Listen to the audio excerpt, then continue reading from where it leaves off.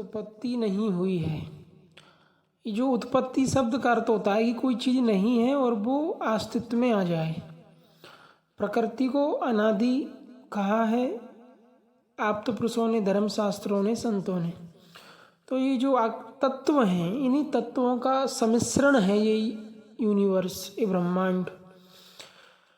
जैसे सबसे सूक्ष्म तत्व होता है आकाश, उससे के बाद वायु तत्व, फिर जल तत्व, अग्नि तत्व, महत्व तत्व। तो जितने डस्ट, बादल, गैसेस, ये मिलकर के ग्रहों का निर्माण करती हैं। कोई ग्रह कब निर्मित होता है? जैसे कोई डस्ट हो, बादल हो, गैस।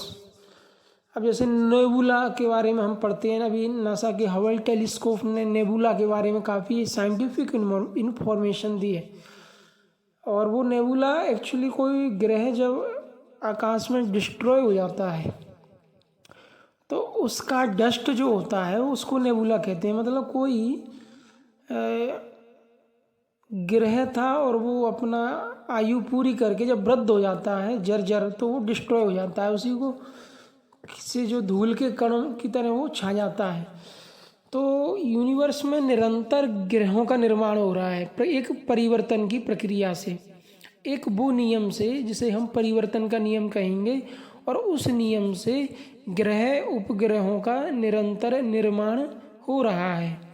जैसे कि पृथ्वी पर एक मनुष्य की आयु 70-80 साल होती है और प्रकृति ने मनुष्य को जैसा बनाया, किसी को लंबे कद का, किसी को छोटे कद का। अमेरिका में लोगों की आंखें नीली होती हैं, इधर के लोगों की कंजई टाइप की होती हैं, पीली रंग की होती हैं। तो ये प्रकृति के विभिन्न आयाम हैं।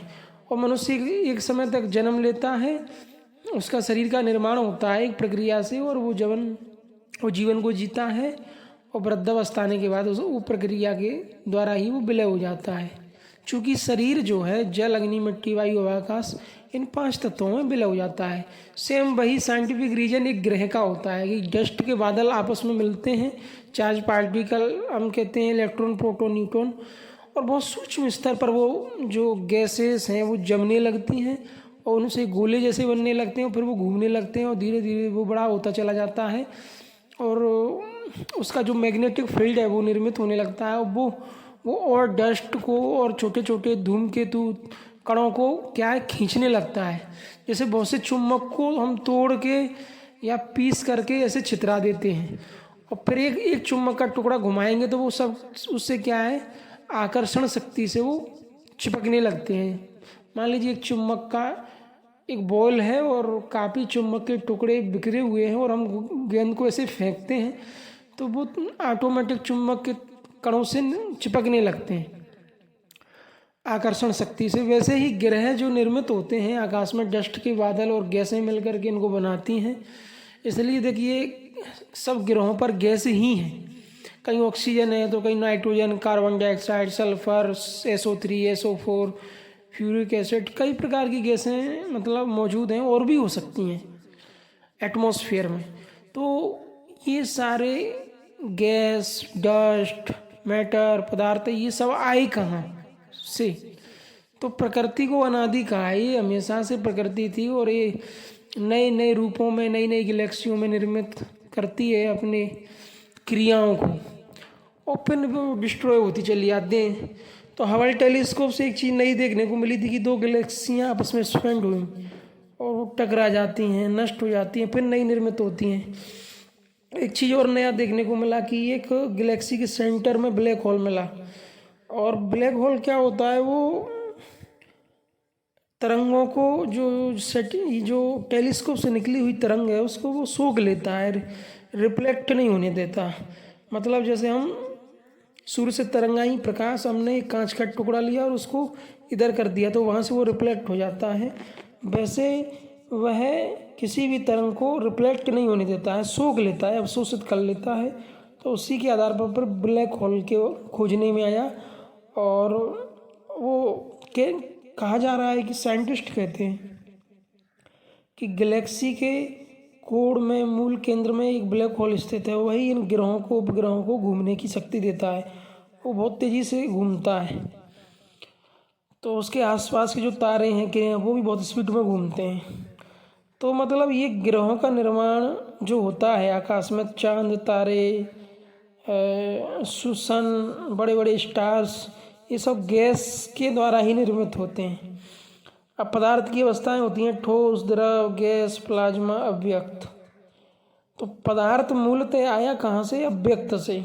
अव्यक्त ही परमात्मा का स्वरूप है। उसी अव्यक्त से ये सारे पदार्थ, ये गैसेस, ये डस्ट, बादल आते हैं अस्तित्व में। उससे आते हैं, मतलब ये प्रकृति प्रदत्त क्रियाएं हैं सब, और ये धीरे धीरे इनका निर्माण होता जाता है। फिर इनकी 50 करोड़ 100 करोड़ इनकी उम्र होती है तारों की, ग्रहों की, पर ये ख़त्म हो जाते हैं जब ये डिस्ट्रॉय होते हैं। जैसे एक मनुष्य मर जाता है तो उसकी डेड बॉडी को यदि जला देते हैं तो राख में वो तब्दील हो जाती है ना, वैसे ग्रह जब डिस्ट्रॉय होती हैं तो वो पुनः डस्ट यानी पदार्थ बिखरा हुआ है, मैटर, तो उसे बिखरी हुई अवस्था को क्या कह देते हैं? प्लाज्मा। तो उस अवस्था में वो क्रिएट हो जाते हैं। तो कहने का मतलब है कि निरंतर परिवर्तन की प्रक्रिया से नए नए ग्रहों का निर्माण होता है, नए नए तारों का। पुराने तारे जो वृद्ध हो गए वो ख़त्म हो जाते हैं, और ये निरंतर चल रही है प्रक्रिया इस अनंत में। हमारा ब्रह्मांड तो उतना ही है इस अनंत में जितना कि हमारे सर के बालों में से एक बाल तोड़ के ख़त्म करने के समान है एक ब्रह्मांड का नष्ट होना, जिसमें सूर्य है, 9 ग्रह हैं, बहुत से स्टार्स हैं, करोड़ों मिलियन ट्रिलियन गैलेक्सीज इसमें मौजूद हैं। तो ये सारा का सारा जो मैटर है, पदार्थ, डार्क मैटर और डार्क एनर्जी, तो ये सूक्ष्म शक्ति, पदार्थ में जो ऊर्जा है वो शक्ति इन सबको सक्रिय करती है, क्रियान्वित करती है। तो ग्रह, उपग्रह, चांद, तारे वगैरह, इनका उत्पन्न होना, इनका सक्रिय होना, इनका जीवन।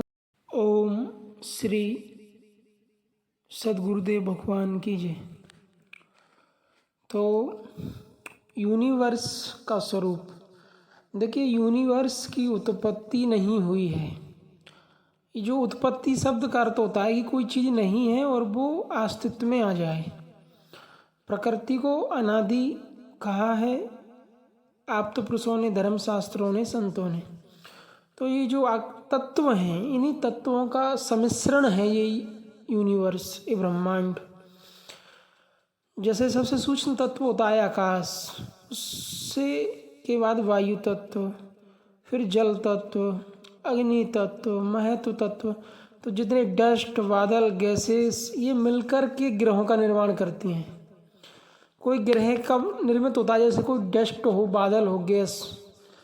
अब जैसे नेबुला के बारे में हम पढ़ते हैं, अभी नासा के हबल टेलीस्कोप ने नेबुला के बारे में काफ़ी साइंटिफिक इन्फॉर्मेशन दी है।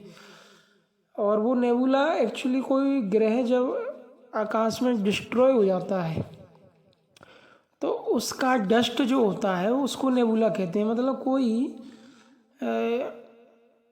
ग्रह था और वो अपना आयु पूरी करके जब वृद्ध हो जाता है, जर्जर, तो वो डिस्ट्रॉय हो जाता है, उसी को से जो धूल के कण की तरह वो छा जाता है। तो यूनिवर्स में निरंतर ग्रहों का निर्माण हो रहा है एक परिवर्तन की प्रक्रिया से, एक वो नियम से जिसे हम परिवर्तन का नियम कहेंगे, और उस नियम से ग्रह उपग्रहों का निरंतर निर्माण हो रहा है। जैसे कि पृथ्वी पर एक मनुष्य की आयु 70-80 साल होती है, और प्रकृति ने मनुष्य को जैसा बनाया, किसी को लंबे कद का, किसी को छोटे कद का। अमेरिका में लोगों की आंखें नीली होती हैं, इधर के लोगों की कंजई टाइप की होती हैं, पीली रंग की होती हैं। तो ये प्रकृति के विभिन्न आयाम हैं। और मनुष्य एक समय तक जन्म लेता है, उसका शरीर का निर्माण होता है एक प्रक्रिया से, और वो जीवन को जीता है, और वृद्धावस्था आने के बाद वो प्रक्रिया के द्वारा ही वो विलय हो जाता है। चूँकि शरीर जो है जल, अग्नि, मिट्टी, वायु, हवा, आकाश, इन 5 तत्वों में विलय हो जाता है। सेम वही साइंटिफिक रीजन एक ग्रह का होता है कि डस्ट के बादल आपस में मिलते हैं, चार्ज पार्टिकल हम कहते हैं, इलेक्ट्रॉन, प्रोटॉन, न्यूट्रॉन, और बहुत सूक्ष्म स्तर पर वो जो गैसेस हैं वो जमने लगती हैं और उनसे गोले जैसे बनने लगते हैं, फिर वो घूमने लगते हैं और धीरे धीरे वो बड़ा होता चला जाता है, और उसका जो मैग्नेटिक फील्ड है वो निर्मित होने लगता है। वो और डस्ट को और छोटे छोटे धूमकेतु कणों को क्या है, खींचने लगता है।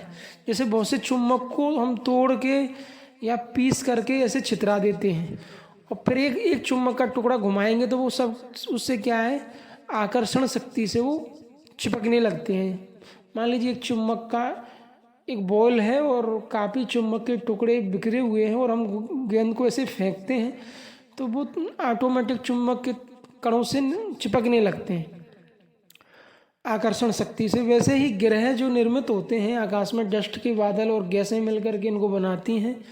इसलिए देखिए सब ग्रहों पर गैस ही हैं, कहीं ऑक्सीजन है तो कहीं nitrogen, carbon dioxide, sulphur, SO3, SO4, फ्यूरिक एसिड, कई प्रकार की गैसें मतलब मौजूद हैं और भी हो सकती हैं एटमॉस्फेयर में। तो ये सारे गैस, डस्ट, मैटर, पदार्थ ये सब आए कहाँ से? तो प्रकृति को अनादि कहा है, ये हमेशा से प्रकृति थी और ये नए नए रूपों में नई नई गैलेक्सियों में निर्मित करती है अपने क्रियाओं को और फिर वो डिस्ट्रॉय होती चली जाती हैं। तो हबल टेलीस्कोप से एक चीज़ नई देखने को मिली थी कि 2 गैलेक्सियाँ आपस में स्पेंड हुई और वो टकरा जाती हैं, नष्ट हो जाती हैं, फिर नई निर्मित होती हैं। एक चीज़ और नया देखने को मिला कि एक गैलेक्सी के सेंटर में ब्लैक होल मिला। और ब्लैक होल क्या होता है, वो तरंगों को जो टेलीस्कोप से निकली हुई तरंग है उसको वो सोख लेता है, रिफ्लेक्ट नहीं होने देता। मतलब जैसे हम सूर्य से तरंगाई प्रकाश हमने एक कांच का टुकड़ा लिया और उसको इधर कर दिया तो वहाँ से वो रिफ्लेक्ट हो जाता है, वैसे वह किसी भी तरंग को रिफ्लेक्ट नहीं होने देता है, सोख लेता है, अवशोषित कर लेता है। तो उसी के आधार पर ब्लैक होल के खोजने में आया और वो कहा जा रहा है कि साइंटिस्ट कहते हैं कि गैलेक्सी के कोण में मूल केंद्र में एक ब्लैक होल स्थित है, वही इन ग्रहों को उपग्रहों को घूमने की शक्ति देता है। वो बहुत तेज़ी से घूमता है तो उसके आसपास के जो तारे हैं वो भी बहुत स्पीड में घूमते हैं। तो मतलब ये ग्रहों का निर्माण जो होता है आकाश में, चांद, तारे, सन, बड़े बड़े स्टार्स, ये सब गैस के द्वारा ही निर्मित होते हैं। अब पदार्थ की अवस्थाएं होती हैं ठोस, द्रव, गैस, प्लाज्मा, अव्यक्त। तो पदार्थ मूलतः आया कहाँ से? अव्यक्त से। अव्यक्त ही परमात्मा का स्वरूप है। उसी अव्यक्त से ये सारे पदार्थ, ये गैसेस, ये डस्ट, बादल आते हैं अस्तित्व में, उससे आते हैं। मतलब ये प्रकृति प्रदत्त क्रियाएं हैं सब और ये धीरे धीरे इनका निर्माण होता जाता है। फिर इनकी 50 करोड़ 100 करोड़ इनकी उम्र होती है तारों की, ग्रहों की, पर ये ख़त्म हो जाते हैं जब ये डिस्ट्रॉय होते हैं। जैसे एक मनुष्य मर जाता है तो उसकी डेड बॉडी को यदि जला देते हैं तो राख में वो तब्दील हो जाती है ना, वैसे ग्रह जब डिस्ट्रॉय होती हैं तो वो पुनः डस्ट यानी पदार्थ बिखरा हुआ है, मैटर, तो उसे बिखरी हुई अवस्था को क्या कह देते हैं? प्लाज्मा। तो उस अवस्था में वो क्रिएट हो जाते हैं। तो कहने का मतलब है कि निरंतर परिवर्तन की प्रक्रिया से नए नए ग्रहों का निर्माण होता है, नए नए तारों का।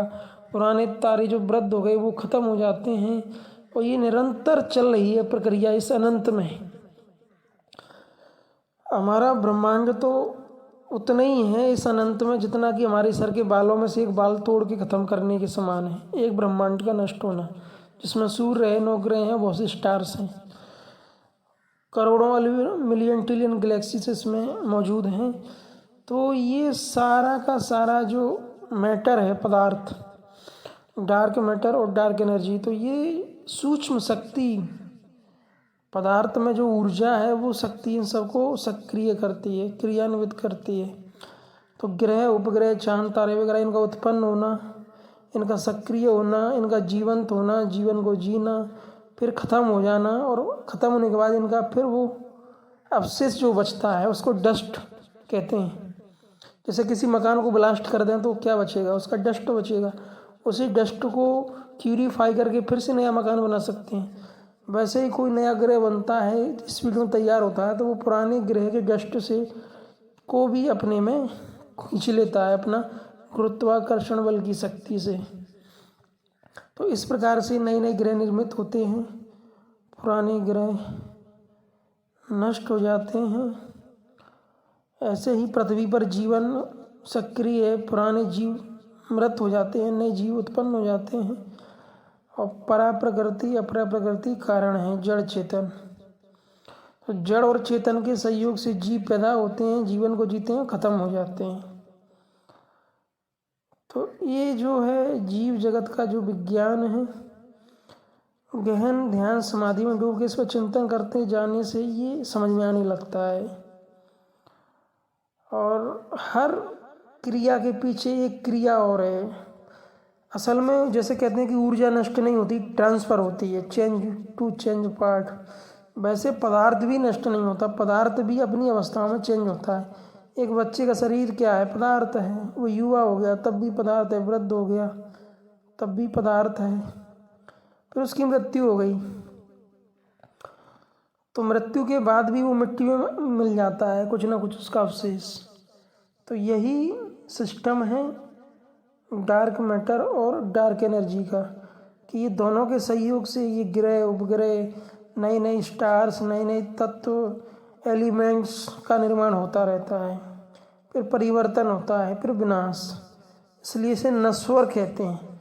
प्रकृति अपने मूलभूत स्वरूप में शाश्वत है, लेकिन उसके तत्व आपस में जब क्रिया करते हैं, जैसे जल, अग्नि, मिट्टी, वायु, हवा, आकाश, और इसी में सब कुछ आ गया, डस्ट, गैस, बादल, और भी जो भी क्रिया प्रतिक्रियाएँ, वो सब क्रियाएँ करती हैं, निर्माण करती हैं, फिर विनाश हो जाता है। तो प्रकृति तो शाश्वत है, लेकिन प्रकृति के